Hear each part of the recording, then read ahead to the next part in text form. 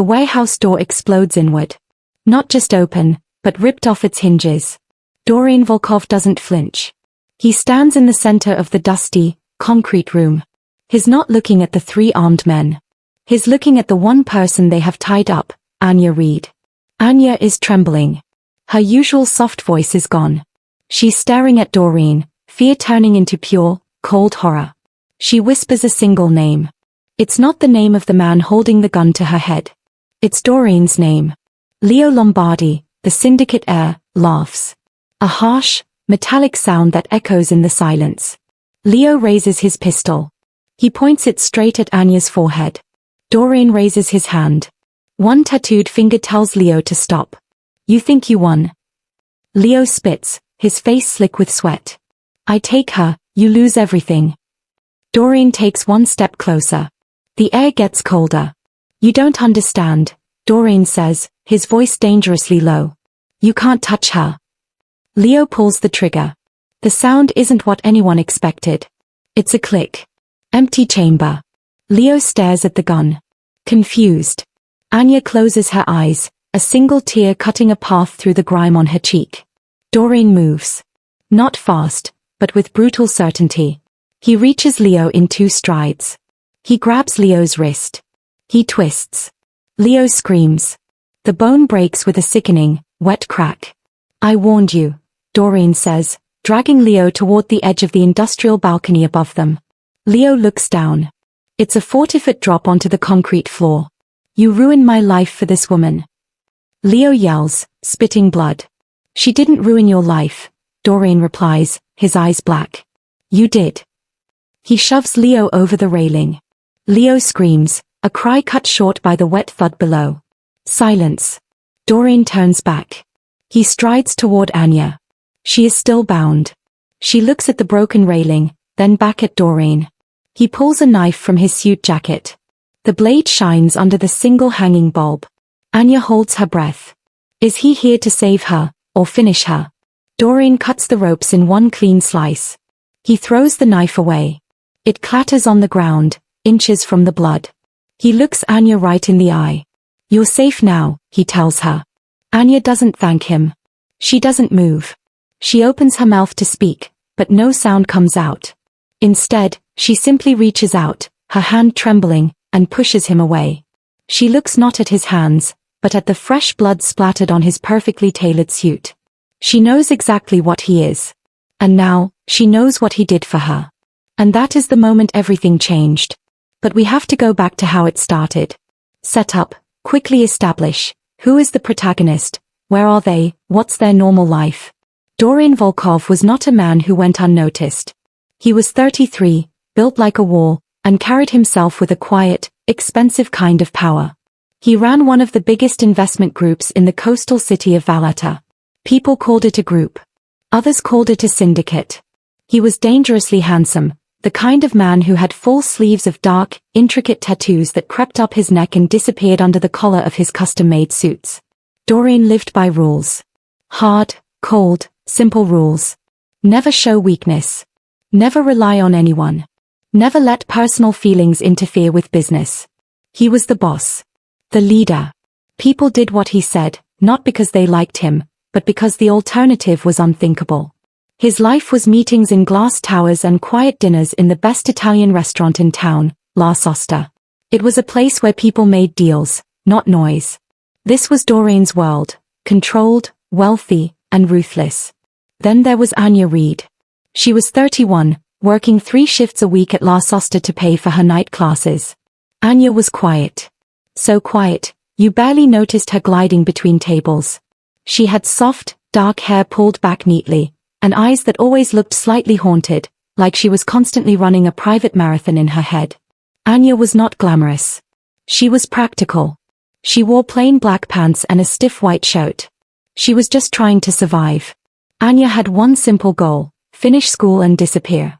Get a job that didn't involve serving rich, demanding men. She needed the money. That was the only reason she endured working at a place like La Sosta, a place where power players made their homes. Her main conflict wasn't money, though. It was Leo Lombardi. Leo Lombardi, the heir to Dorian's biggest rival group, had noticed Anya. And he had decided she was his property. Leo was sloppy power. Flashy watches, loud calls, and a grin that told you he knew he couldn't be touched. He made her life a misery every night he dined there. And that is why we should care about Anya. She was trapped in a bad situation, working hard, and didn't deserve any of it. The bell over the door chimed, a soft sound swallowed by the deep, rich atmosphere of La Sosta. Anya saw the men walk in. She knew both of them instantly. Dorian Volkov, the owner of the place, at least as far as the police knew. He was here for his usual booth. Always the same time, always the same booth near the kitchen. He was the quiet danger. He never caused trouble, but the air around him always felt charged. She had never served him. The head waiter always took care of Mr. Volkov. Anya was relieved by this. The second man made her heart sink, Leo Lombardi. Leo was louder, flashier, and meant trouble. He brought his friends and they drank expensive red wine and shouted over each other. Tonight, Leo made a beeline for the bar, but his eyes snagged on Anya. His smile was predatory. Anya didn't look back. She clutched her order pad tighter and headed for table 7. Just breathe. Get through the shift. Doreen settled into his booth. He didn't look around. He didn't look at Leo. He looked at the menu like it held the secrets of the universe. But Doreen noticed everything. That was his job. He ran a criminal organization that pretended to be an investment firm. Missing details meant mistakes. Mistakes meant death. He saw the subtle stiffening in Anya's shoulders when Leo walked in. He saw the way her dark eyes briefly flicked to the nearest exit. He didn't know the full story, but he saw the tension. Leo sauntered over to where Anya was clearing a glass from a small two-top. "Anya, darling," Leo drawled. He leaned in, close enough that she had to step back. "Mr. Lombardi," she murmured, keeping her voice level. "Why are you always running away?" Leo asked. He didn't wait for an answer. He reached out.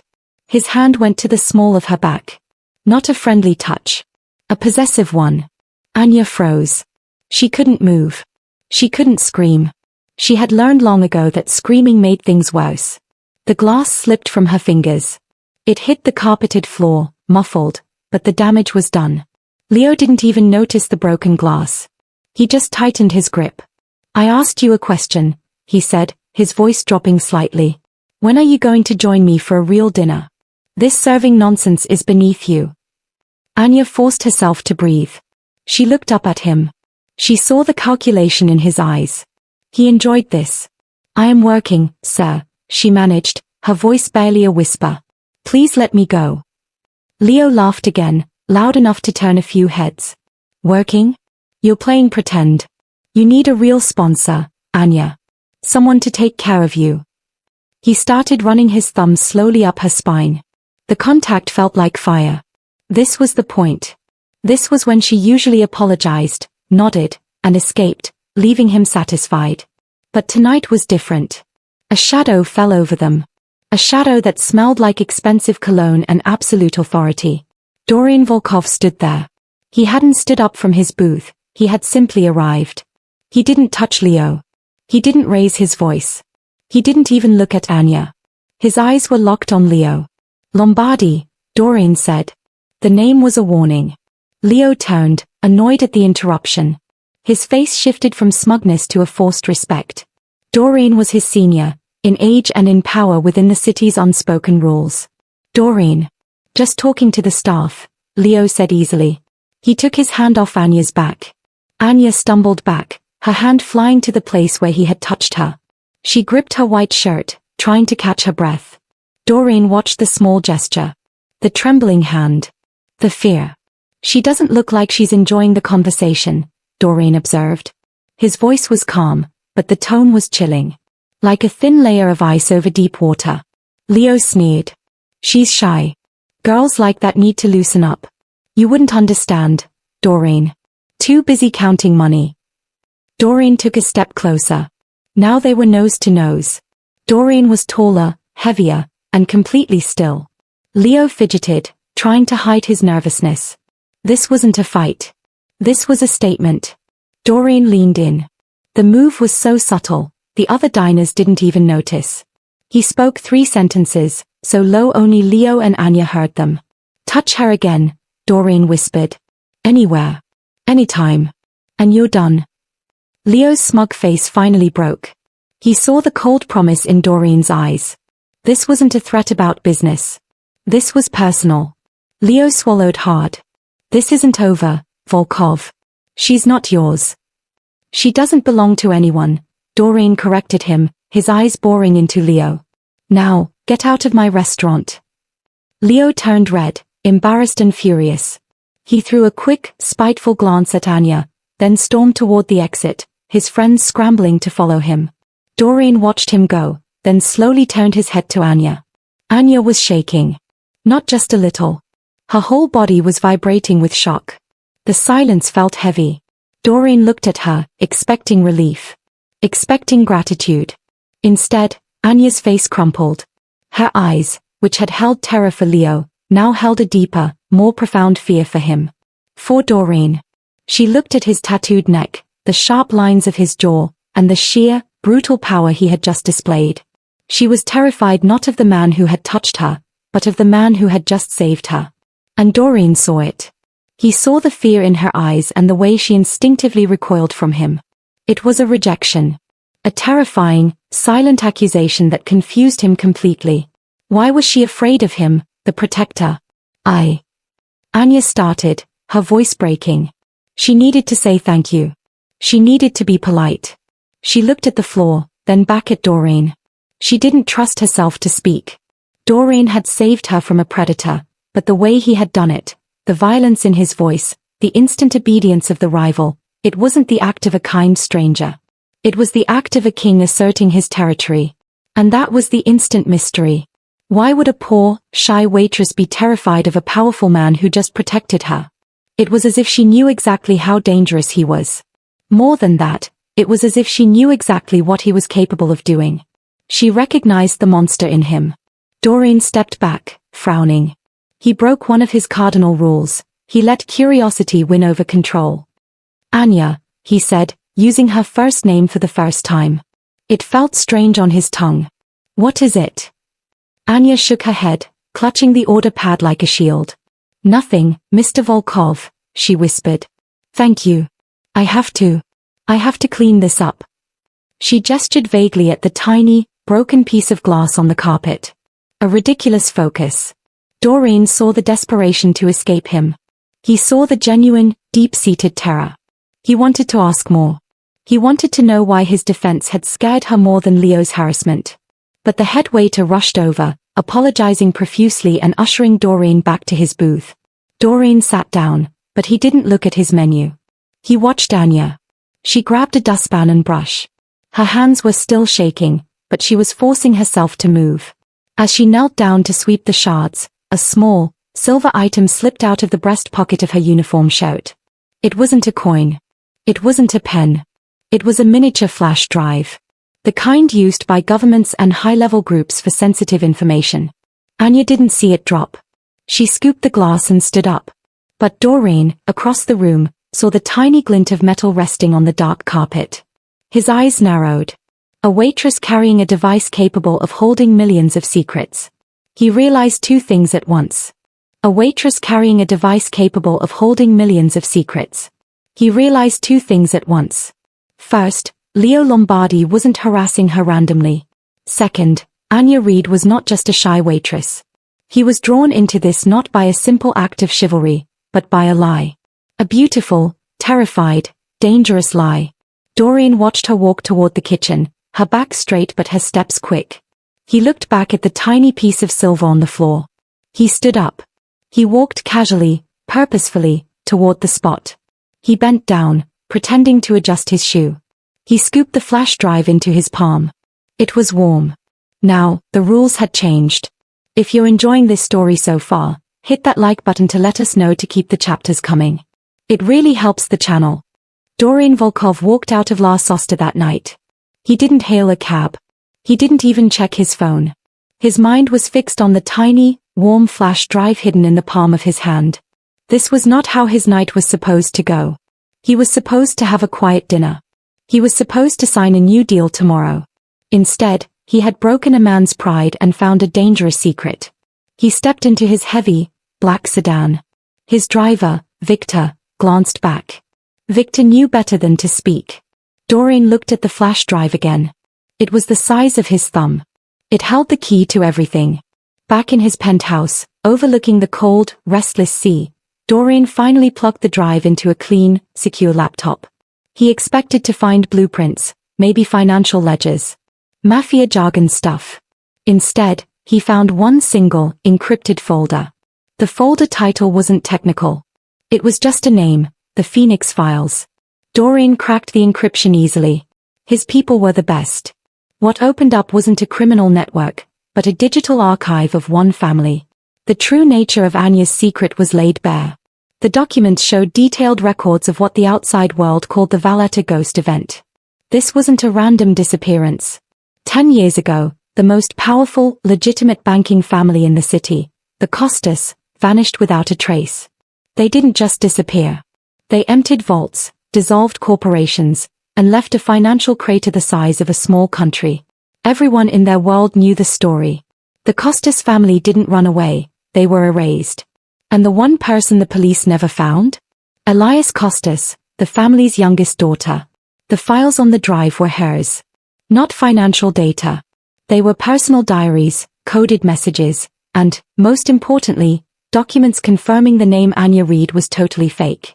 The waitress was Elias Costas.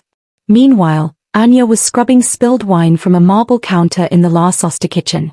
Her hands were still shaking from the encounter with Doreen. Leo was awful, yes. But Doreen? He was terrifying. When Leo touched her, she was trapped. When Doreen spoke, the world shifted.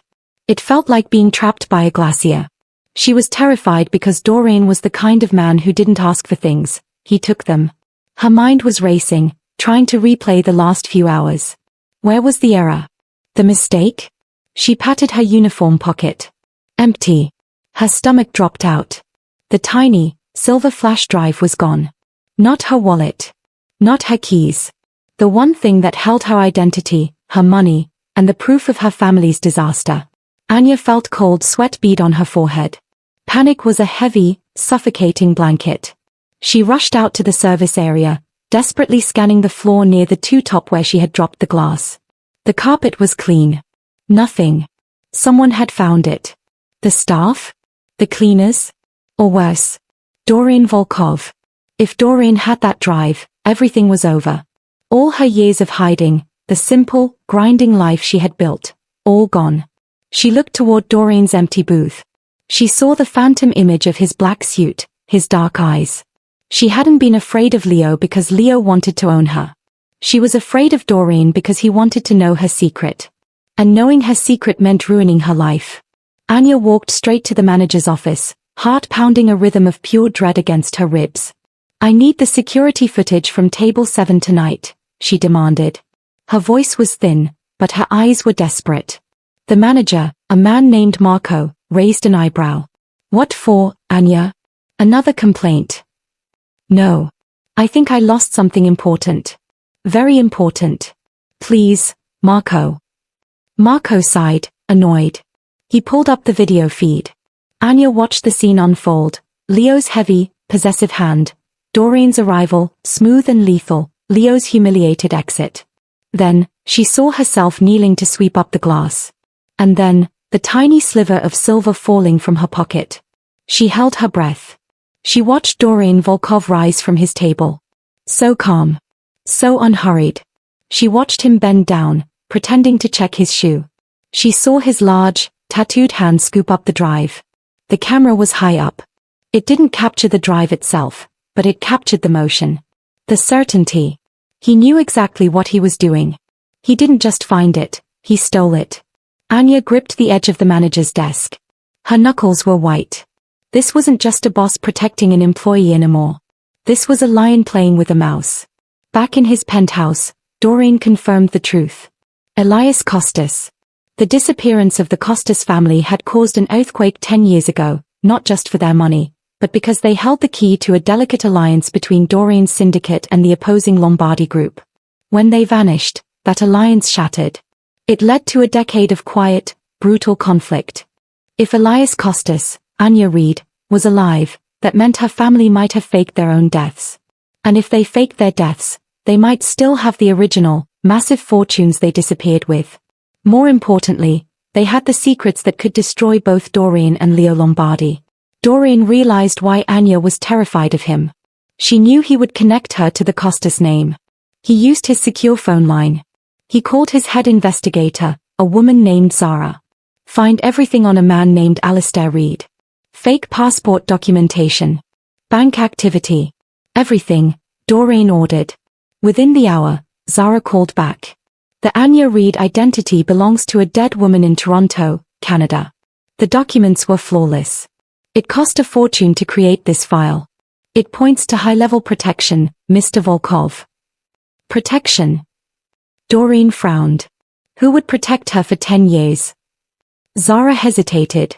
The records show one recurring payment, minimal but consistent, from a shell company in the Cayman Islands. That company is registered to the old Costas family trust. Doreen smiled, a dangerous, calculating expression. Her family is alive. And they are protecting their investment. Anya was a secret weapon. A ticking time bomb. Doreen knew he couldn't wait. Leo Lombardi was still out there, humiliated, and desperate to find a weakness in Doreen's wall. The minute Leo realized Anya was more than just a waitress, he would come for her, not for pride, but for power. Doreen changed out of his suit. He put on dark jeans, a simple black sweater, and a light jacket. Still expensive, still powerful, but less conspicuous. He needed to talk to Anya alone. He needed answers. Anya finished her shift. She felt exposed, like the walls were transparent.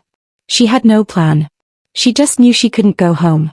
Her apartment was the first place Doreen would look if he was smart. She walked down the street, past the familiar bakery, past the loud pub. She was just another face. But she felt like a beacon. She made a quick decision. She needed to lose herself in the crowd. She cut across a major square, heading for the busy, chaotic central train station. She just needed one night to think. One night to call her contact and figure out how to escape the city. She hurried past a huge, brightly lit billboard advertising a new property development. Suddenly, a hand reached out and grabbed her elbow. Anya gasped. She tried to pull away, adrenaline spiking. But the grip was firm, almost crushing. It was Doreen. He pulled her into the dark doorway of a closed travel agency. Don't scream, Doreen commanded, his voice barely audible over the traffic noise. We need to talk. Now. Anya's heart hammered against her ribs.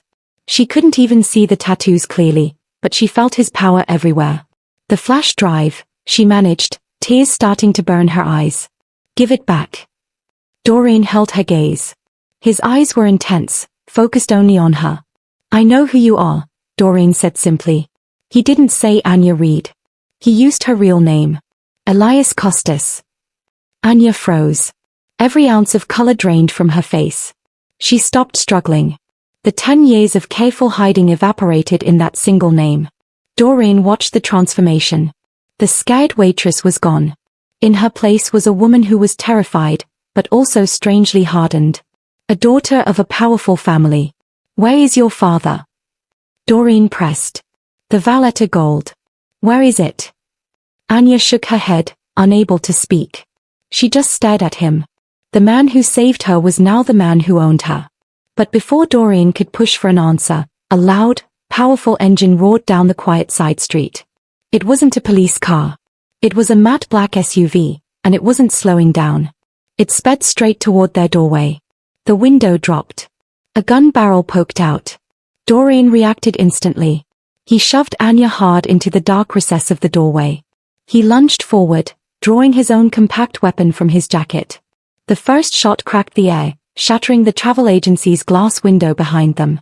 Anya screamed, a sound swallowed by the gunfire. Leo Lombardi's voice echoed from the SUV. You're not done, Volkov. And that thing isn't going anywhere. Leo hadn't gone home. He hadn't cooled down. He had come back for revenge. And he didn't care who he had to kill to get it. Doreen fired 3 quick, precise shots at the tires of the SUV. The vehicle swerved violently, tires screeching, and slammed into a nearby lamppost. Doreen pulled Anya tighter against his chest, shielding her from the flying glass and metal. The car is a distraction, Doreen growled into her hair.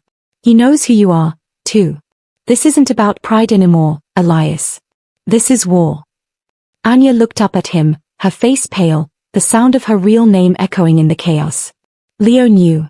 And now, Doreen knew. She was trapped between the two most dangerous men in the city. The air smelled like burnt rubber and gunpowder. Doreen Volkov didn't wait to see if the police were coming. They weren't his problem, they were a complication. He still had his arm wrapped around Anya, pulling her swiftly away from the destroyed travel agency doorway. We need to move, Doreen said, his voice flat. He wasn't asking. Anya stumbled, trying to keep up with his long, purposeful strides. Her legs felt like water. She still saw the shattered glass, still heard the crack of the gun. Where are we going? She managed, finally finding her voice. It was hoarse. To safety, Doreen replied, pulling her down a narrow, darkened alleyway, the kind tourists never found. Leo Lombardi just tried to kill us. That's a serious upgrade from harassment. They reached the end of the alley. Doreen paused, pressing himself and Anya flat against the cold stone wall. Wait here. He pulled out a small, secured phone, not the one he used for business, but the one for emergencies. He tapped a single button. Within 60 seconds, a simple black van, unmarked and driven by a man Anya had never seen, pulled up to the alley entrance. Doreen opened the side door and pushed Anya in, then slid in after her. Go. Take the tunnels, Doreen commanded the driver. Anya sank onto the bench seat, shivering. She looked at Doreen, sitting across from her. He was composed, fixing the cuff of his sweater as if he hadn't just been in a shootout. Leo. Anya whispered. He knew my name. He knew Elias Costas, Doreen corrected her. He didn't know Anya Reed. That means he saw you, he recognized you, and he realized you were the only surviving witness to the Valletta ghost. Anya hugged herself, feeling cold despite the warmth of the van. You think he's after the money? She asked, her voice tight with disbelief. Doreen shook his head slowly. He studied her, the way her eyes darted, the way her shoulders tensed. Leo is sloppy, Elias. He's about pride and territory. But tonight? That was focused. That was personal and brutal. Leo doesn't risk a direct attack on my territory just for money. He's after something else. He pulled the flash drive from his pocket. It glinted under the van's weak interior light. This is what started it. The drive. But what did you put on this drive that Leo would kill for? Anya stared at the silver object, her true lifeline and her current downfall. Nothing useful, she insisted, shaking her head violently. It's just personal notes. School papers. My budget. Doreen didn't believe her. He spoke quietly, with a patience that was more threatening than yelling. The Costas family disappeared with a massive fortune. Money that kept the peace between the two dominant groups in this city, my group and Leo's. When that money vanished, the alliance crumbled. Leo's father, Alessandro, died a year later, supposedly of a heart attack. Anya's breath hitched. She was listening intently now. She had heard the name Alessandro Lombardi before. It was a name her mother used to whisper. Doreen continued, piecing together the events. If your family faked their deaths, they did it using a sophisticated network. A network that needed silence. And Leo's older brother, Matteo. He leaned forward. Matteo Lombardi disappeared 6 months after your family did. No body. No trace. Official story, he ran with a woman. Our story, he was involved in the disappearance and was silenced. Anya's eyes went wide. She started trembling again, but this time it wasn't just fear. It was the crushing weight of memory. She had been 10 years younger then. She hadn't understood the full picture. But the name Matteo Lombardi rang a terrible, familiar bell. The drive, Doreen pressed, holding it up. Does this drive contain anything about Matteo? Anya covered her face with her hands, letting out a soft, painful sob. The years of suppressing the memory were over. Now, they were forcing their way out. Leo isn't after the money, she choked out. He's after the truth about Matteo. And that truth is awful. The van drove smoothly through the city tunnels, a dark, protected bubble carrying two people who had just become unwilling partners. Doreen waited, perfectly still. He let her sadness fill the silence. He was a ruthless man, but he understood the leverage of emotion. Matteo Lombardi was one of my father's partners, Anya finally confessed, scrubbing the tears from her eyes. He was supposed to help us disappear. He was young, idealistic. He didn't want the syndicate life. He was ready to leave his family. She took a shaky breath. He helped us empty the accounts. He helped us set up the false identities. He helped us get out of the city. Then why did he vanish? Doreen asked. He was free. Why disappear 6 months later? Anya looked down at her lap. Her hands clenched into tight fists. The flash drive doesn't have financial records, Mr. Volkov. It has a letter. Doreen frowned. A letter? From who? From Matteo, Anya admitted. He wrote it to my father, explaining everything. He was supposed to send it once we were safe. And what did it explain? Anya lifted her head. Her eyes, though still red, held a new, fragile strength. It explained who killed him. And how. And it named the person who ordered it. This was the revelation. Leo wasn't looking for money or revenge on the Costas family.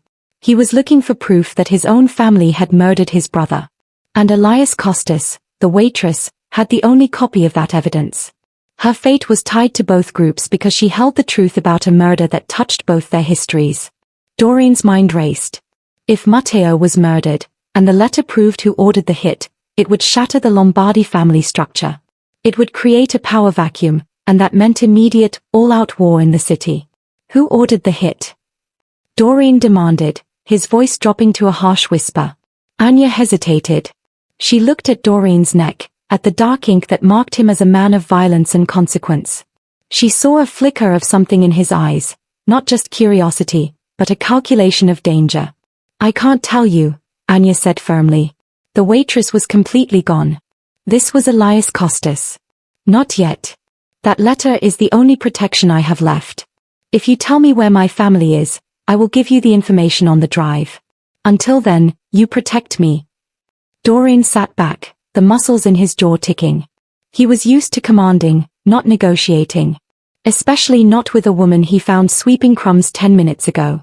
But he saw the steel beneath the fear. She was right. She held the upper hand. He looked at the tiny silver drive in his hand. He was holding the digital equivalent of a nuclear bomb. You have leverage, Doreen conceded, his voice grudging. But you're a target. You can't just walk into a hotel. Leo will find you. If you stay with me, you are safe. But you must follow my rules. No calls. No leaving. You tell me everything I need to know. Anya nodded, relief washing over her face, quickly followed by suspicion. Where are we going? To my safe house, Doreen said. It's secure. Untraceable. The van slowed down, pulling into a nondescript underground parking garage beneath a massive apartment building in a wealthy, residential area of the city. It looked like any other place where successful people lived in Canada or the UK, a quiet, modern tower. Doreen opened his side door. Get ready, Elias. Your life as Anya Reed is officially over.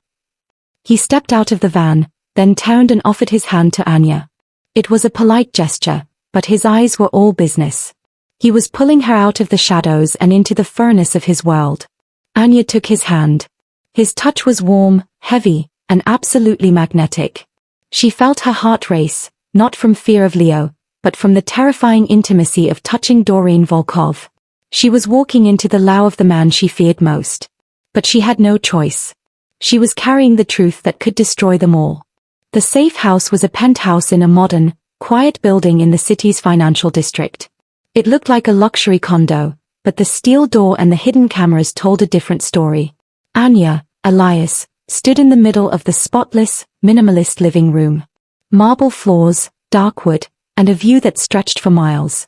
It was a golden cage. Doreen Volkov stood opposite her, his expression unreadable. His coat was off, revealing the intricate black tattoos crawling up his forearms. This is temporary, Doreen stated. My rules are simple. You don't leave this floor. You don't touch the windows. You only talk to me or my head of security, Zara. Anya nodded, her eyes narrowed.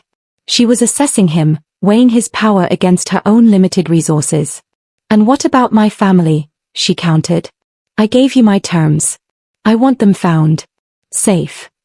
Doreen ran a heavy hand over his jaw. My people are already working on it. Finding the Costas family requires serious work. They disappeared perfectly.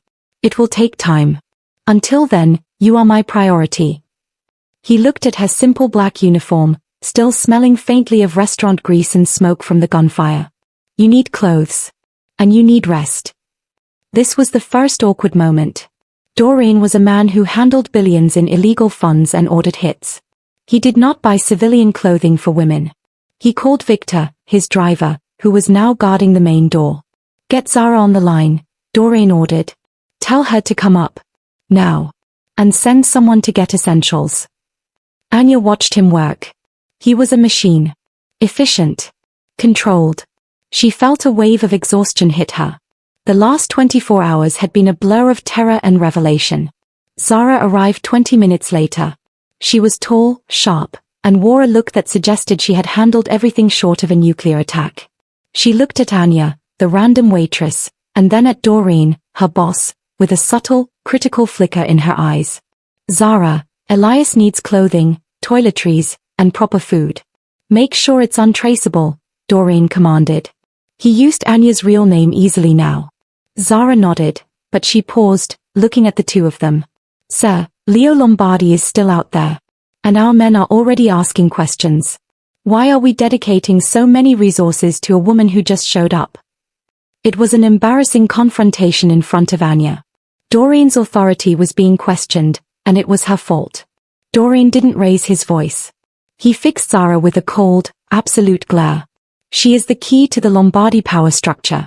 She has information that can prevent a civil war in this city. She is not a waitress, she is the Costas leverage. Do you understand the value? Understood, sir, Zara said, bowing her head slightly, her skepticism masked. The moment she left, Doreen turned back to Anya. See? You're not a random waitress. You're a pawn with high value.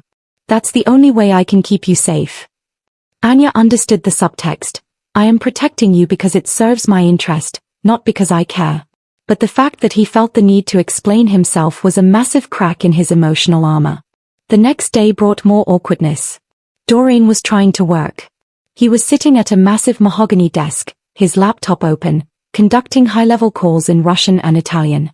Anya, fresh from a shower and wearing a simple, comfortable sweater and jeans Zara had brought, sat quietly on the sofa. She was reading an old paperback she found. Doreen hung up the phone after a tense, coded conversation. He massaged his temples. You're too quiet, he snapped, annoyed by her silent presence. Say something. Anya lowered the book. I don't have anything to say, Mr. Volkov. I'm trying not to disturb you. He frowned. You're disturbing me by not disturbing me. It's unnatural. You should be screaming, or running, or demanding things. I spent 10 years surviving silently, Anya replied, her voice soft but steady. I know how to be invisible. That's how I stay alive. Doreen stared at her. He saw the strength in her quietness. It was a kind of power he didn't possess. He only knew loud power. Later that afternoon, a security incident occurred. One of Doreen's junior guards, a young man named Stefan, arrived with dinner delivery. He was jittery and clumsy. He saw Anya alone in the hallway while Doreen was in the vault room. Stefan stopped her. Hey. Boss says you need to eat. This is pasta. Anya reached for the tray. Stefan didn't let go. He was obviously trying to impress the boss's mysterious guest. I'm Stefan. Don't worry. We'll protect you, he said, too loudly. But listen, the boss is getting soft. You need to tell him what you want, okay? Just ask. He always gives pretty girls what they want. Anya's face paled. She was trapped again. This wasn't Leo's violence, but it was the same suffocating male ownership. Before she could speak, the vault door threw open. Not unlocked. Thrown. Doreen walked out, his face a mask of cold fury. He had heard everything. He didn't yell. That was the most terrifying part. He simply pointed to the end of the hallway. Stefan. Put the tray down. Go stand against that wall. Stefan, who had gone white as paper, dropped the tray. The pasta spilled onto the floor, scattering bright red sauce everywhere. He scrambled to the wall. Dorian walked slowly towards Stefan. His men had never seen him this angry over something so small. You think I'm soft? Dorian asked Stefan, his voice barely audible. And no, sir. I didn't mean anything. Just trying to be friendly. Friendly, Dorian repeated. He reached out and grabbed Stefan's shirt collar, pulling him close. You assume too much, Stefan. You speak without thinking. You treat a target like a trinket.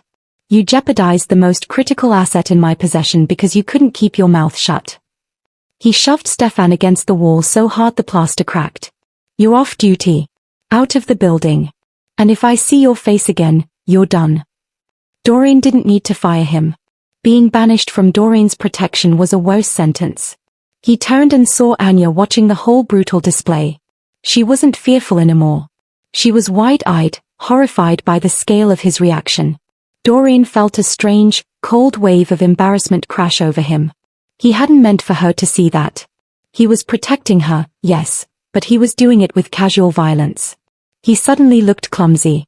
He wasn't a hero. He was a criminal asserting dominance. He looked at the spilled pasta, then at Anya's shocked face, and realized how badly he had handled the gentle part of protection. He walked over to her. He didn't know what to say. Apologize? Explain? I apologize, he finally muttered, something he had not done in a decade. He was out of line. You broke the wall, Anya whispered, looking past his shoulder. I'll replace the wall, Dorian said, exasperated. The point is, no one here touches you or speaks to you that way. You are under my protection. Anya looked him straight in the eye. Protection, or possession? The question hit him hard. He took a sharp breath, his heart actually giving a little jerk in his chest. A physical reaction he hadn't felt since he was a kid. I am protecting my investment, Dorian repeated, sticking to the lie that kept him safe. Nothing else. But later that night, as Dorian was reviewing security protocols, the door to the office cracked open. Anya stood there in the soft light. I need to tell you something, she said quietly. The name of the killer? Dorian asked, jumping right back to business. No. About Leo. Anya stepped into the room. She looked vulnerable, but determined. You think he's after the letter to find justice for his brother. But that's not the whole story. Leo and Matteo hated each other. Leo was jealous. Matteo was popular, the chosen one. Leo only wants the letter to destroy the memory of his brother. Dorian sat back, his eyes narrowing. Why would you tell me this? It doesn't help your leverage. Anya took a small, shaky step toward the desk. Because if Leo catches me, he won't just kill me for the letter. He will use me to hurt you. You stood up to him in La Sosta. That made you his #1 enemy. I am the reason you're exposed. Tears welled up in her eyes. Not the silent, controlled tears of Elias Costas, but the painful, honest tears of Anya Reed, the former waitress. You stepped in to save a stranger, Mr. Volkov. Now you are compromised. Your men are talking. Your reputation is at risk. Please, she pleaded, I need to go. Send me to my family. Before I bring down your world. She was pushing him away to protect him. A waitress trying to save a mafia boss. The irony was devastating. Dorian stood up quickly, hitting the desk with his knee. The sound was loud. He walked around the desk and stood only inches from her. He saw the genuine, painful fear in her eyes. You don't get to tell me who I protect, Elias, he growled, the intensity of his gaze making her heart pound again. My world is not fragile. And Leo Lombardi is not powerful enough to hurt me. You are here because I need answers. And I need you alive. He reached out, and for the second time, she expected violence. Instead, his large, scarred thumb very gently wiped a tear from her cheek. The touch was electric. It was soft, hesitant, almost agonizingly kind. Anya stood perfectly still, her breath trapped in her throat. Dorian's own heart raced. He had never touched anyone like this. It felt like walking through fire. He quickly dropped his hand, appalled by his own clumsy, emotional moment. Go to bed, he commanded, his voice rough. You're safe here. I promise you that much. Anya nodded, her cheeks flushed, and hurried out of the office. Doreen stood there for a long time, staring at his thumb, the ghost of her tear still there. His men were right. He was compromised. Not by weakness, but by a sudden, terrifying need to keep this woman safe, no matter the cost to his iron control. He was now emotionally involved. And that was the most dangerous twist of all. The penthouse was quiet in the morning. Too quiet. Doreen sat at his desk, pretending to read complex reports. But his focus was shattered. All he saw was the image of Anya's tearful face, and the small, electric shock of wiping it away. He kept glancing at the hallway that led to her temporary room. She was pushing him away to protect him. That was a level of self-sacrifice he didn't understand. In his world, everyone fought only for themselves. He knew she was planning something. He could feel it in the unnatural stillness she radiated. He had tripled the security around the apartment, guards, sensors, even checking the air vents. He wasn't taking chances. Anya, meanwhile, was wide awake. She had barely slept. She realized two things. First, Doreen Volkov was not the heartless monster she thought he was. He was controlled, but he was capable of a desperate kindness. Second, that desperation made him the most dangerous man to her. She had given him the story about Leo's jealousy, but she still held the true, terrifying secret. The one that meant instant death if he discovered it. The letter on the flash drive named Matteo Lombardi's killer. But the files that weren't on the drive, the memories in her head, named the person who helped arrange the Costas family vanishing. And that person was someone close to Doreen. Someone connected to his power. Anya knew she couldn't stay. She couldn't watch Doreen risk his empire for her, only to have her final secret blow it up. She had to run. She had noted the shift changes for the guards outside. Every 4 hours, there was a 7-minute window when one guard went to the bathroom and the other was checking the security feed. The opportunity came at exactly 10:04 a.m. Doreen was on a secured video call, his back to the living room. Anya was in the kitchen, making a cup of tea. She watched the clock. At 10:05, she moved. She had spent the previous hour disabling the magnetic lock on the utility closet door near the main hall using a hairpin she'd found in the bathroom. She slipped into the closet. It smelled faintly of cleaning fluid and metal. She waited, heart hammering against her ribs, her breath shallow. She could hear Doreen's low voice talking on the phone. The second part of the plan, she needed to open the apartment's steel outer door just long enough to reach the service elevator, which was less monitored than the main lift. She slowly pushed the closet door open and crept out. The main door lock was coded. She didn't know the code, but she knew the guard sometimes left a maintenance card in a nearby slot for quick access. It wasn't there. Anya froze. The key card wasn't there. Plan A failed. She looked around frantically. She couldn't go back, the timing was too tight. She had to try the code. She started punching random numbers into the keypad. Doreen's birthday, his business launch year. Nothing. Trying to break the code, Elias. Doreen's voice, low and absolutely lethal, came from directly behind her. Anya gasped and spun around. He had silently ended his call and walked up behind her. He stood there, arms crossed, his tattooed neck muscles tight with controlled anger. "It's not what you think," Anya stammered, her face flushed with shame and failure.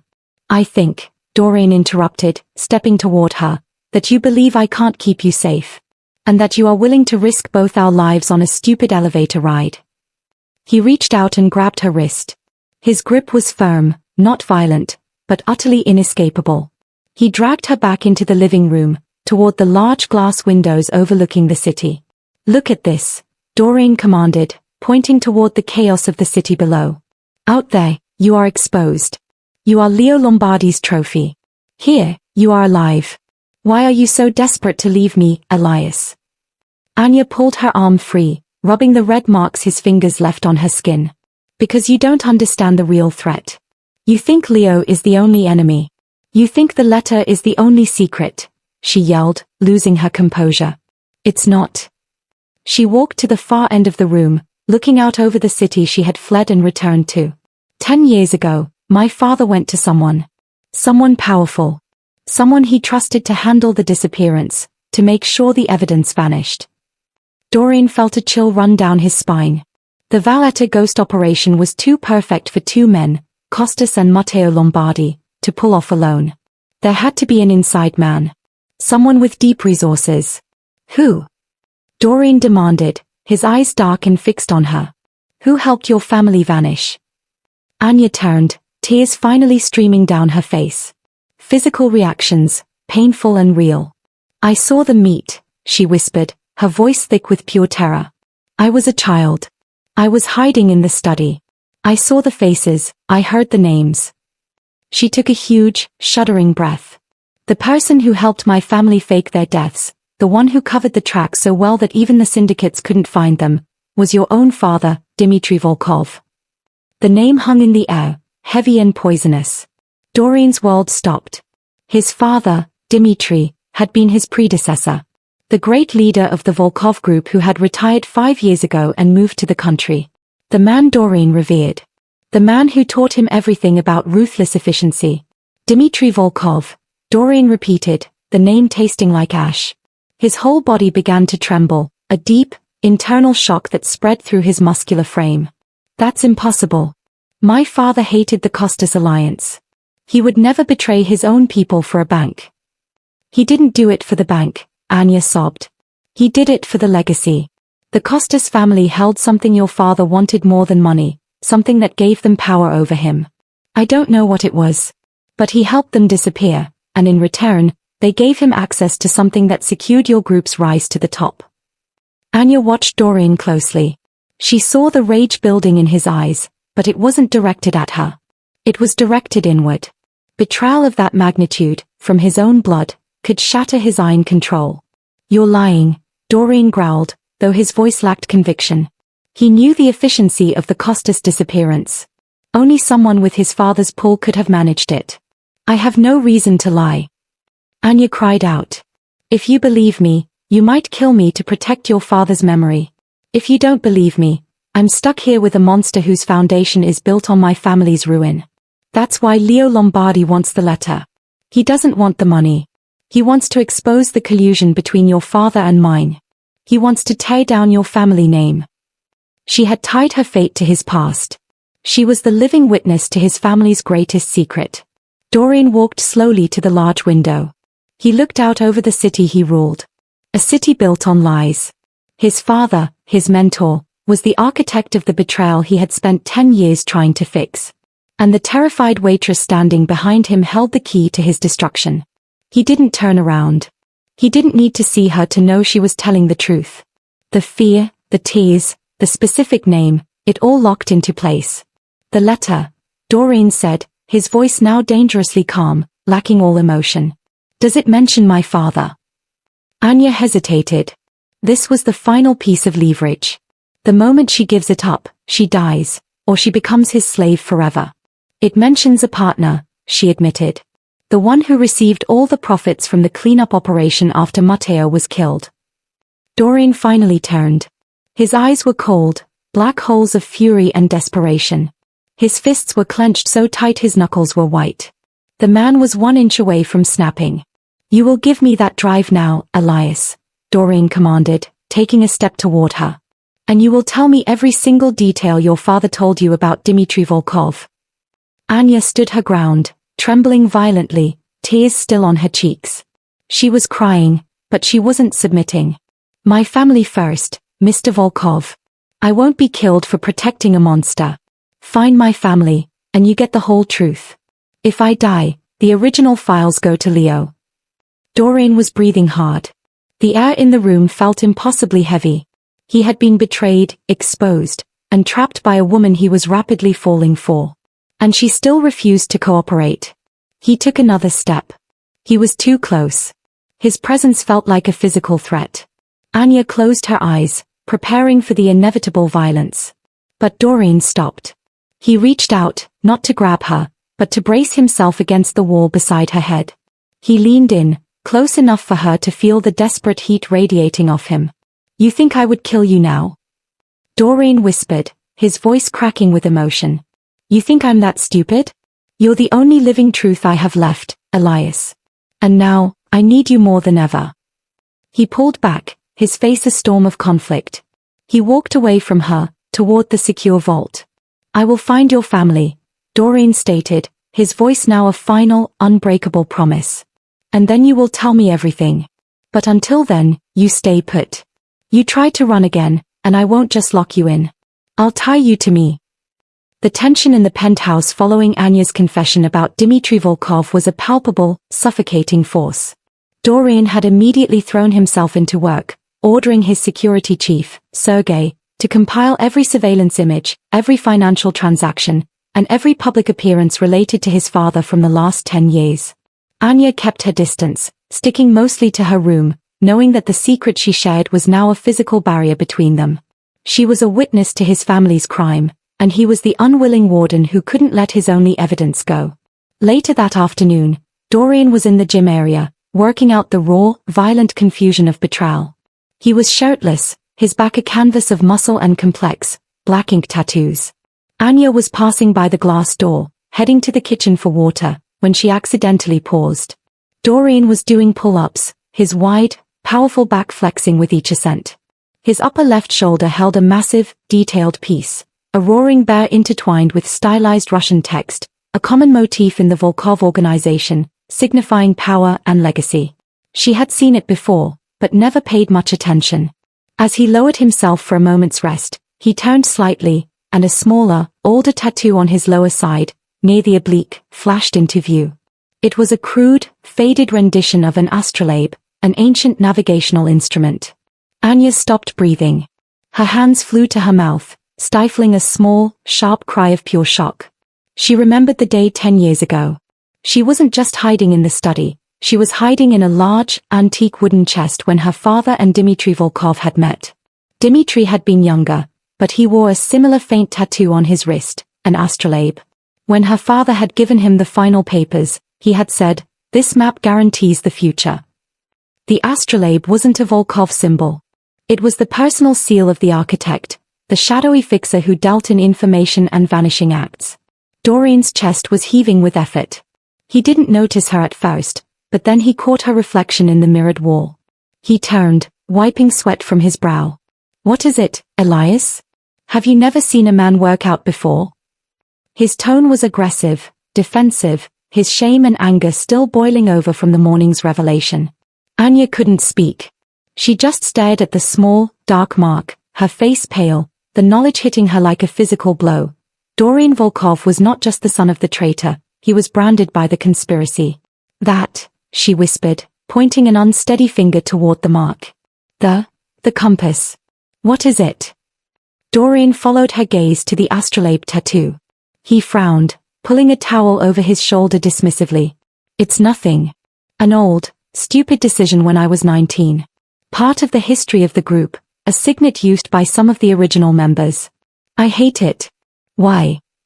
Anya shook her head rapidly, backing away from the door. "Nothing. It's nothing. It's unusual." She turned and practically fled to her room. Doreen stood alone, watching her reflection vanish. She was scared of a tattoo. It wasn't simple revulsion, it was recognition. Her fear made no sense unless that tattoo was part of the legacy she had spoken of. Doreen felt a cold, new knot of suspicion tighten in his gut. Was Elias Costas part of this? Did she know more than she was saying about his father's secrets? That night, Anya couldn't hold back the tears. The gym encounter had confirmed her worst fears. The line of corruption ran deeper than just Dmitry Volkov. It was woven into the fabric of Doreen's life, symbolized by that archaic tattoo. She wasn't crying about Doreen, she was crying about her father, who had involved his only child in a deadly syndicate plot, and about her family, who was still missing. She felt trapped, guilty, and entirely alone. She sat on the floor of her walk-in closet, muffling her sobs into a pillow. "He lied to me. He used me. He ruined everything. I hate him, she wept, referring to her father, Costas, who had put her in this position.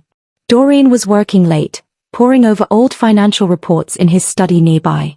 The wall separating his study from her closet was thin, and the muffled, choked sobs cut through the quiet air. Dorian stopped reading.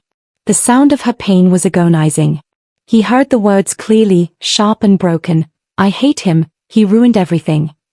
He leaned back in his leather chair, closing his eyes. The misinterpretation was immediate and devastating. He didn't think of her father, he thought of himself. He thought of the moment he had grabbed her wrist that morning, the threats he made, the suffocating presence he imposed. She hates me. The thought was a crushing weight. He wasn't used to anyone caring enough to hate him, most people were simply afraid. But her hatred was raw, real, and heartbreaking because he was finding himself deeply, irreversibly invested in her. Doreen stood up, his jaw set hard. He couldn't go in there. He couldn't face the hatred he had earned. He resolved that he would try to give her back something. A piece of her life. He would give her a gesture of freedom. He pulled out his satellite phone and called Sergei. Arrange a dinner. Public. Outside the penthouse. The high-end Italian place downtown. Tighten the perimeter. Elias is coming with me. And cancel all her security detail inside the venue. She needs to breathe. The next evening, Doreen tried to execute his gesture of kindness. He wanted Anya to feel less like a prisoner, even if only for 2 hours. He had his tailor bring her an exquisite, if expensive, black silk dress, ignoring her request for simple jeans. They arrived at the Michelin-starred Italian restaurant. It was crowded with the city's elite, rival bosses, politicians, and bankers. As they walked in, Doreen's full-spectrum security team was painfully visible, blocking off the private section of the dining room. Doreen, stiff in a suit and driven by his desire to counteract her hatred, led her to the table. This was his big moment to show her he wasn't a monster. He pulled out her chair, and instead of sitting, he spoke loudly, projecting his voice just enough to carry over the ambient chatter. Elias, Doreen announced, his face severe. I know this arrangement is difficult for you. Tonight, I want you to understand that while your safety requires me to be vigilant, I do not wish to keep you caged. For these 2 hours, you are free to order anything you want, talk to anyone you wish, and you will not have a shadow. Consider this a temporary reprieve. He motioned grandly to Sergei, who was standing stiffly at the entrance. Sergei, stand down all visible personnel inside the room. Wait for us outside. Sergei, shocked by the command but obedient, stiffly inclined his head and led the internal guards out. The entire dining room, full of people who knew exactly who Doreen Volkov was and what Elias Kostas represented, fell into stunned silence. Anya felt a searing heat crawl up her neck. Doreen wasn't giving her kindness, he was granting her a supervised visitation with the world, making a public performance of her captivity. The gesture was meant to be private. Performed publicly, it was patronizing and humiliating. Everyone was staring, whispering about the boss giving his new toy permission to order a glass of Chianti. Anya's eyes flashed with wounded pride. Reprieve? She asked, her voice dangerously low. She placed her hands flat on the table, trying to maintain her composure. Thank you, Mr. Volkov. I appreciate the crumbs of freedom. I'll start with a very expensive bottle of water. Doreen's face fell. He had failed spectacularly. The humiliation was his, not hers, but the feeling of being misunderstood was mutual. He had meant to be kind, she had made him look like a pompous jailer. Just as the waiter poured the water, Doreen's heavily encrypted phone buzzed. He picked it up, glancing at the text. It was from Leo Lombardi. Lombardi, your new acquisition looks stressed, Doreen. Don't worry, I'll take her off your hands soon. I hear she's a witness to more than just the letter. That's a dangerous weakness, brother. Doreen's eyes narrowed. Lombardi was openly threatening Anya now, knowing she was Doreen's soft spot. Before Doreen could reply, a senior, grey-haired Volkov associate named Taras, known to be very loyal to the old ways, the ways of Dmitri, approached their table. Mr. Volkov, Taras said smoothly, bowing to Anya. A lovely evening, Elias. But Doreen, there are rumors circulating, unfounded, I'm sure, that your protection of Miss Kostas is compromising internal matters. Some have even suggested she is still harboring the original data drive. Taras was testing Doreen, seeing if he was emotionally blinded. This was the moment of judgment for Doreen's leadership. Doreen was about to issue a cold denial and fire Taras on the spot, when Anya smoothly intervened, her gaze steady, her hand resting innocently near a bread knife. Mr. Taras, Anya said, her voice calm and authoritative, slipping effortlessly into the role Doreen had tried to force upon her. Those rumors are absurd. I gave the drive to Mr. Volkov 3 days ago. I told him the exact location where I had hidden the original files, deep in the old Lombardy safe deposit box outside the city. She smiled, a predatory, chilling smile that Doreen had never seen before. I am here, Anya continued, looking directly at Doreen, because I owe Mr. Volkov a debt for my father's previous arrangement. And I intend to pay it in full. Taras looked relieved, and a little wary. The confidence of the statement was unsettling. Of course. My apologies, Mr. Volkov. He retreated. Anya's lie was perfect. It placated the old guard, removed suspicion from her person, and restored Doreen's authority. But Doreen stared at her, his dark eyes like chips of granite. He leaned in, his voice a low growl only she could hear. You are a very talented liar, Elias. The Lombardy box is empty. I already checked it. Why did you lie to Taras? Why did you just confirm to my entire organization that the drive is gone, when it is safe in my vault, and the rest of the files are in your head? Anya's smile vanished. Because, Mr. Volkov, she whispered back, Taras is your father's man. And he's trying to protect your father, not you. Doreen felt the blood drain from his face. She hadn't lied to betray him, she had lied to protect him from his own inner circle. But the ease, the cold precision of her deceit, terrified him. He realized he was dealing with a woman who had been trained since childhood to survive, and that made her the most valuable, and the most dangerous, asset he had ever acquired. He had no idea what she was truly capable of. Doreen was submerged in the trauma of betrayal. He hadn't slept. His study was littered with old financial ledgers and restricted Volkov Group internal reports, all pointing back to his father, Dmitry. He was searching for the legacy Anya had claimed Dmitry stole from the Kostas family.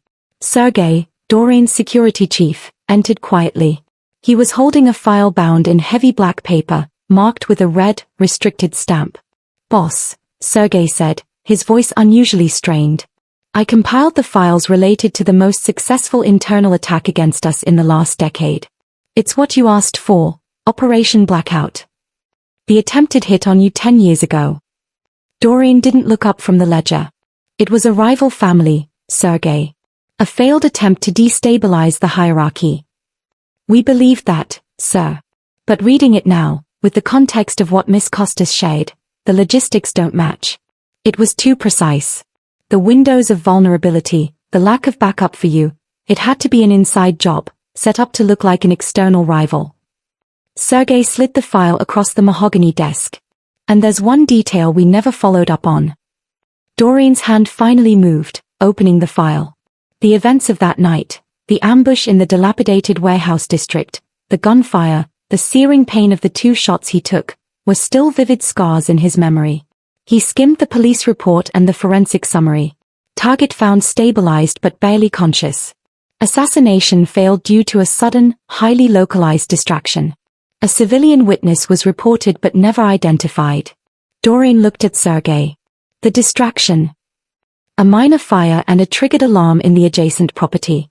The official report called it a structural failure. But we think someone intervened.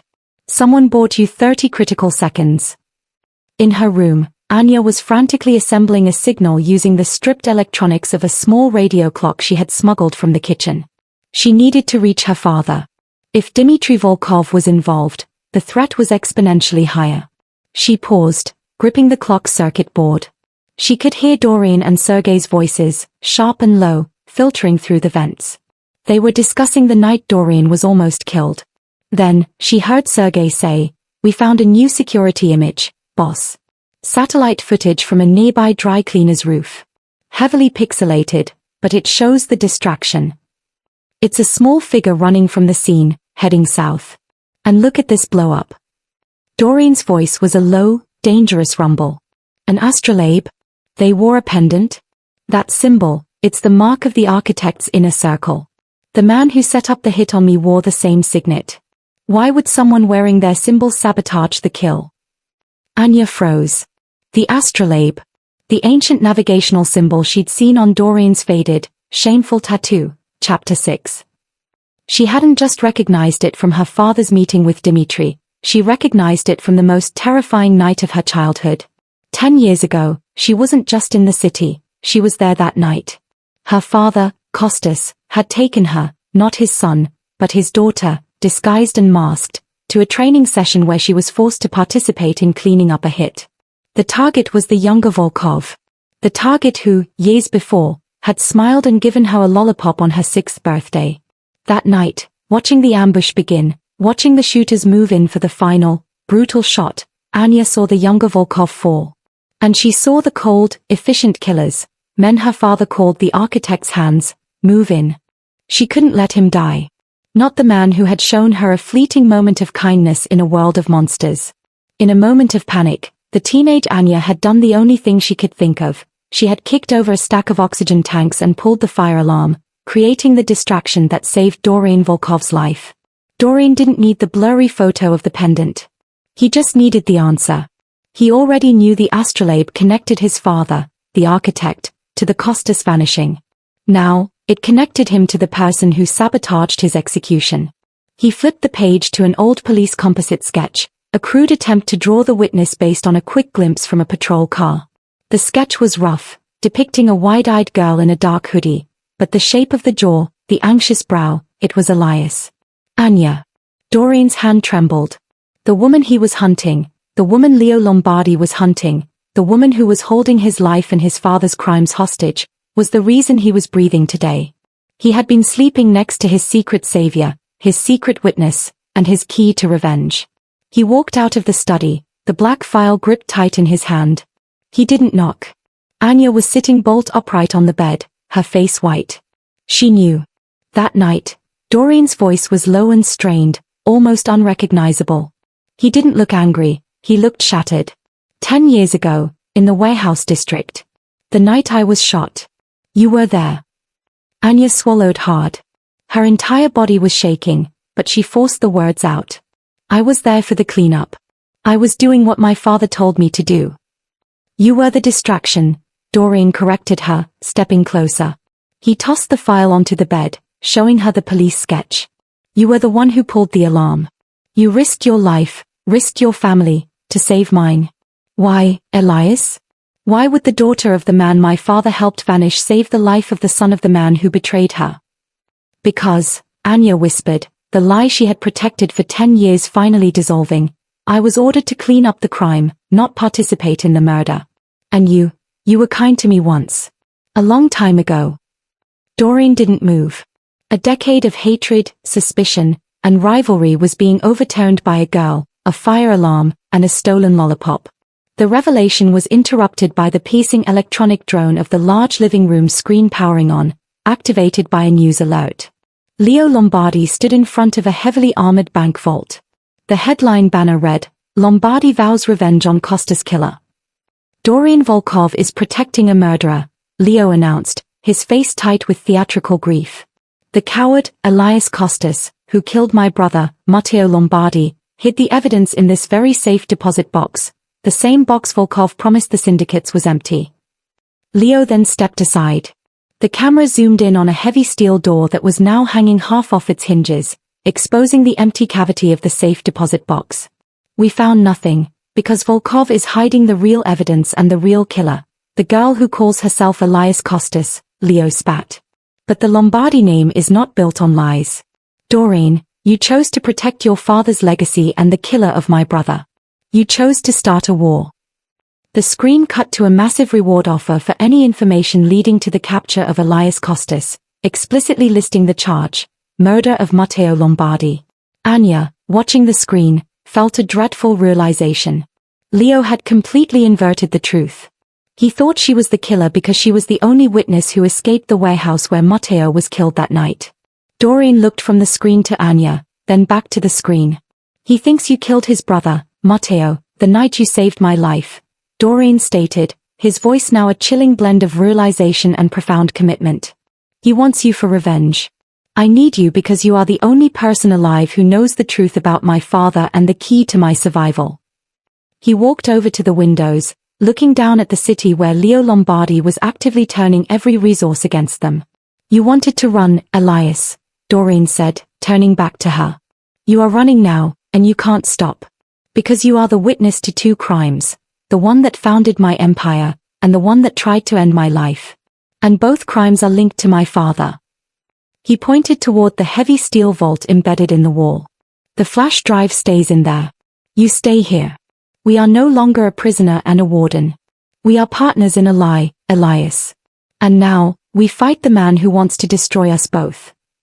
The penthouse was eerily silent following Anya's confession and Doreen's subsequent vow. The fragile truce between them was built on the terrifying foundation of Dmitry Volkov's betrayal, forcing them into a desperate, volatile partnership.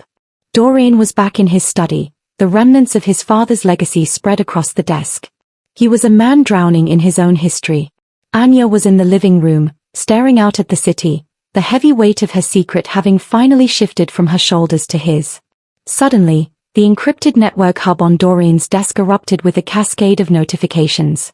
It wasn't a private message, it was a mass media storm. A live stream began playing on the largest wall screen, a high-production, professional broadcast. Leo Lombardi stood in front of a backdrop emblazoned with the official seal of the Syndicate Governing Council. Beside him stood several minor bosses, faces grim and official. 10 years ago, Leo's voice boomed, clear and devastatingly calm. Our syndicate was shattered by two traitors, Costas, who betrayed us for money, and Matteo Lombardi, who died trying to expose him. We sought the truth, and now, thanks to the cowardice of Doreen Volkov, the truth finds us. The screen flashed a crisp, high-resolution photo of Anya, dated from 2 months ago, standing in her waitress uniform.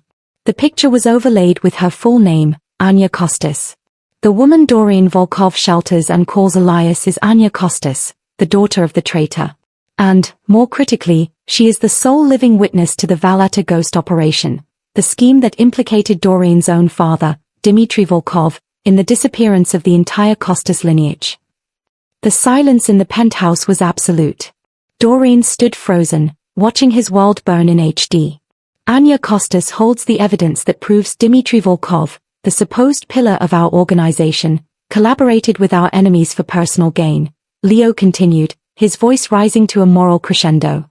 Doreen Volkov is now in possession of a dangerous terrorist, a witness to high treason, and the living key to his father's conspiracy. We demand, in the name of syndicate law and justice, that Doreen Volkov immediately surrender Anya Costas for interrogation. The screen cut to black, replaced by a torrent of news alerts and emergency conference requests from every major faction. Leo had used the truth of the witness, Anya Elias, to publicly accuse the Volkov hierarchy of treason, forcing Doreen to either sacrifice Anya or admit his father was a traitor. Within minutes, Sergei and 2 other high-ranking Volkov advisors, men who were more loyal to Dmitry's memory than Doreen's leadership, were storming into the study. "Boss, this is catastrophic," Sergei hissed, his face pale. "The council is meeting in 1 hour. They are already pulling assets from Volkov jurisdiction. They think this is a power grab built on lies." Taras, the old guard who had confronted Anya at dinner, stepped forward, his expression cold and unforgiving. "The only path to stability, Doreen, is immediate disavowal.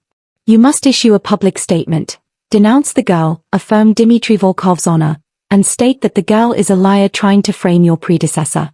Turn her over to Leo as an act of good faith." Doreen's eyes were locked on Taras. Turn her over to the man who thinks she killed his brother? That is a death sentence. It is a survival strategy. Taras argued fiercely. Your father built this empire on trust, Doreen. The moment you defend this witness, you confirm the worst, that Dmitry was a traitor, and that your reign is based on a decade of treason. We sacrifice the girl to save the name. It is simple math, boss. The brutal calculus hung in the air. Protect the woman who saved your life, or save the empire she now threatens to destroy. Doreen felt a terrifying, familiar coldness settling over him. He was a syndicate boss first. He was trained to cut out the rot, no matter the personal cost. The Volkov name was everything. He looked at the door leading to the living room, where Anya stood. He had promised to protect her, but that promise now cost millions of lives and the collapse of the only world he knew.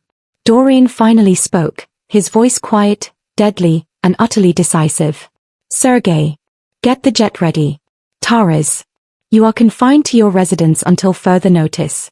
You will not attend the council meeting." Doreen was choosing neither option.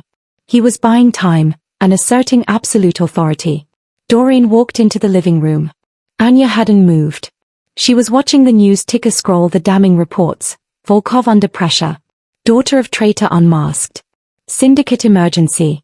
They know, Anya stated, turning to face him. Her eyes were tearless, but blazing with a furious, wounded resignation. Leo made his move. He did, Doreen confirmed, stepping closer.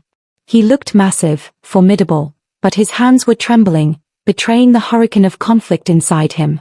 And they want you.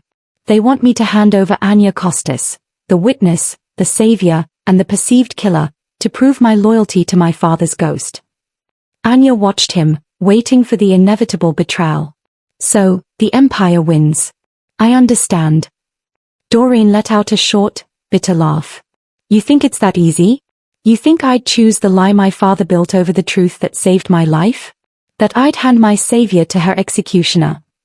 He reached out, his hand closing around the back of her neck, gently but firmly. He forced her to look up at him. I will not sacrifice you, Anya, he growled, the name ringing with a possessiveness he no longer bothered to hide. But I will use you. To the outside world, you are still Elias Costas, the killer I'm holding for investigation. To me, you are the single most valuable, most dangerous piece of evidence I have. He pulled her toward the thick, steel door of his vault. He slammed a heavy wrist cuff around her left hand and activated the magnetic lock, attaching the other end of the chain to a sturdy internal ring on the vault door. The chain was long enough for her to move throughout the living room, but she was visibly, inescapably tethered to his most secure asset. What are you doing? Anya gasped, wrenching at the chain, her face contorted in disbelief. This is worse than a cage. This is humiliation. This is protection. Doreen yelled, his control finally snapping. The outburst was violent, shocking them both. I am going to the council meeting now. I am walking into a den of wolves who believe I am a traitor. And when I am gone, you need to be secured in a way that proves to my own men that you are nothing more than my captive. I chose your life, Anya. Now you will live it on my terms. He leaned in close, his eyes blazing with the devastating combination of need and control. You are not running again. You are not killing yourself. You are not speaking to anyone. You are tethered to the Volkov fortune until I return. Do you understand? Tears finally welled in Anya's eyes, not from fear, but from the brutal disappointment. You are protecting the truth, Doreen, but you are destroying the person who holds it. You choose control over trust. Trust is a luxury I can't afford. Doreen roared, stepping back. He didn't look back. He grabbed his coat, his keys, and his weapon. Doreen walked out, leaving Anya chained to the vault, her wrists stinging, her heart aching with the absolute finality of his decision. 10 minutes later, Doreen Volkov stepped out of his limousine and into a crush of reporters outside the syndicate building. He looked flawless, lethal, and completely composed. I have heard the false allegations made by Leo Lombardi, Doreen announced, his voice carrying authority and menace. These are desperate attempts to destabilize the Volkov name. I affirm my father's honor. However, because the alleged witness, Anya Costas, is connected to the Valletta ghost incident, I have taken her into my personal custody. He paused for the full dramatic effect. She will be interrogated by my security, and the findings will be presented directly to the syndicate. I am not turning her over to a man consumed by vendetta. I will not compromise the truth. But let it be known, Anya Costas is my prisoner, and she is nowhere near the hands of Leo Lombardi. Doreen was choosing the path of isolation. He had saved her life but publicly claimed her as his property, putting a target on his back for both his enemies and his increasingly suspicious allies. He had tied himself to the woman who was the physical manifestation of his own father's treason. The war had just begun.